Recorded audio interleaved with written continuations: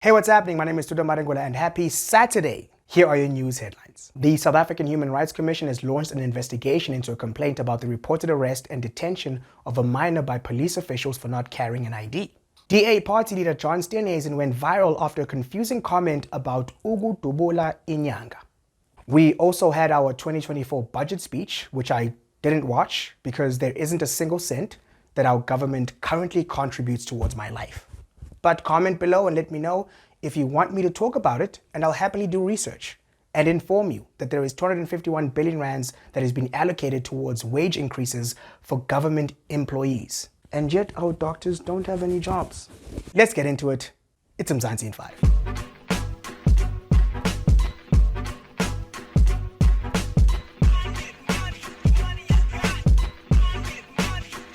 Let's start off with this year, it's fall.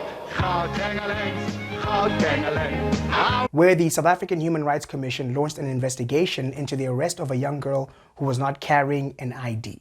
So, in this country, there is no law requiring anyone to carry ID at all time, because this isn't 1940s Germany, or 1980s South Africa, or 2024 Nigeria. And yes, that is a shot being fired.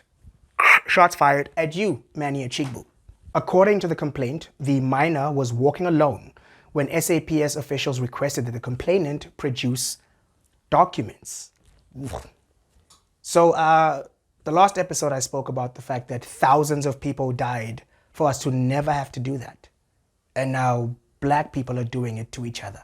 Now the minor, the child, advised the adult police officials that she was a South African citizen who was too young to have an ID, and therefore was not required to walk around with her birth certificate. The officials then detained her under the assumption that she was an illegal immigrant. And these are the people that are getting a 7.5% raise from the government this year. Let's go democracy! According to Times Live, the SAHRC has previously raised concerns about the arbitrary detention of people on the assumption that they are undocumented foreign nationals.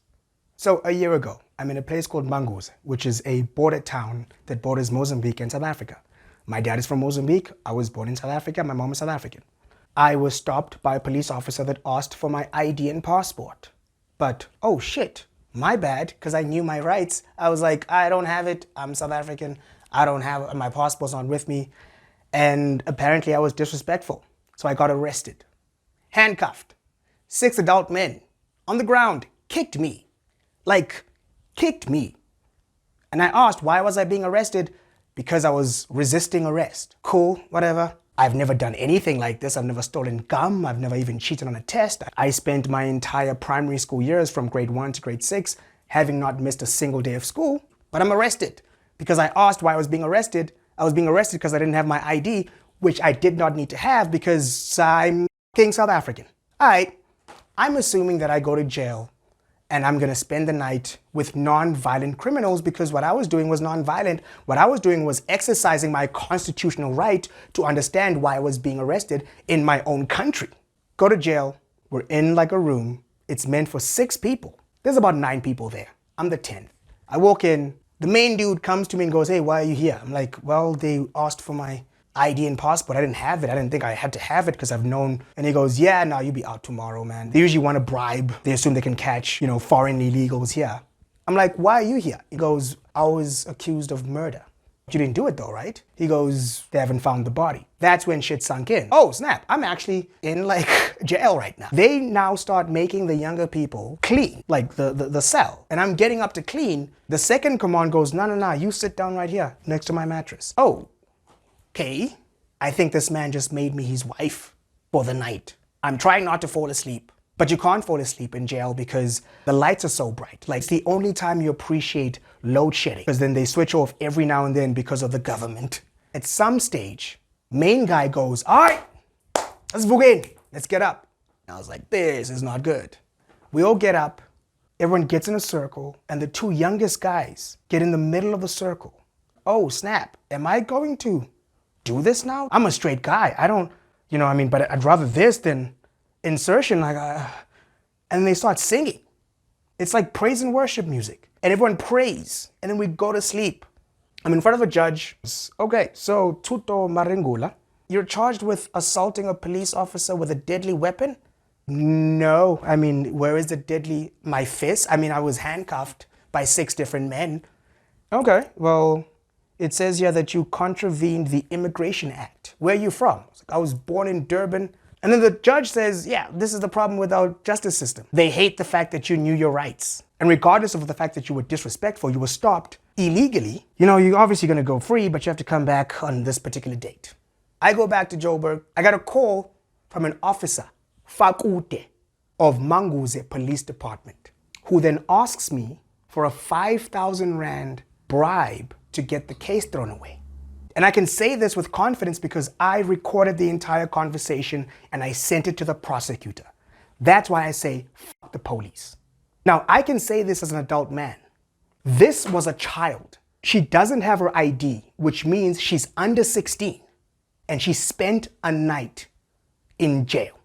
So once again, what I'll say, fuck the police. Fuck the police. Let's move on to DA leader John Steenhuisen, who caused a lot of confusion this week when he said this. Dubula Inyanga.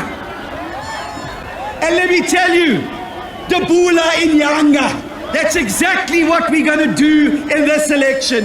Dubula Inyanga. Yeah. So right now, every Zulu, Xhosa, Ndebele, and Swati speaking person is like, I'll explain why. Dubula means to shoot or to kill. Inyanga has more than one definition. One of these is the moon. The one, which is the most commonly used definition, is an African traditional leader, or a shaman, or isangoma, or an African priest, African prophet. So he was trying to say, we're going to shoot for the moon, but ended up saying, we're going to shoot traditional African healers. Tell me you don't have any black friends or advisors without telling me you don't have any black friends or advisors. DA, Democratic Alliance, let me holler at you for a minute. Let me just talk to you. If you want to win the majority votes in a country that is populated by a majority that is black, it would be a good idea for you to have more black people in the room when you're working on speeches that intend to pander to the black vote. And by the way, the DA has had some great token black people in the past. It's now time to go out there again and start catching them like Pokemon. Pokemon! Why do you watch this? And this speaks to a much larger and perhaps more comical issue in our nation, which is language. My fellow white South Africans, you are leaving your children in socially handicapped positions when you don't put any effort into them learning and growing up with African languages. You can speak to someone in the common language and you're talking into their ears. But when you speak to someone in their own language, you're speaking to their heart. I grew up believing that anyone who speaks or understood less than 3 languages was, like short bus, like slow. Even when I lived in Los Angeles, I learned to adapt. I would go to a taco truck and be like, pero por favor, tiene un cabeza burrito? Hey, papi, cabeza burrito! Habla español? Sí. But a connection was immediately established because I made an effort to build a social bridge, which is what John Steenhuisen was doing, but it failed because it came off as inauthentic. It was obvious that he wrote that and thought about that. It was like, oh, it's a great idea to say. But he did not have anyone in the room with him who looks like me or talks like me to say, no, comrade, you can't just say Dubula Inyanga. We don't.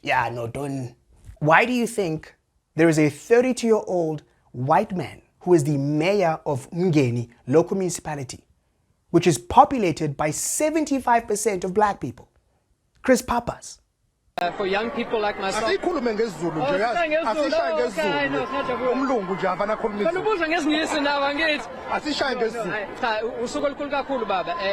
Israel, but also province yaKwaZulu-Natal, South Africa iyonke.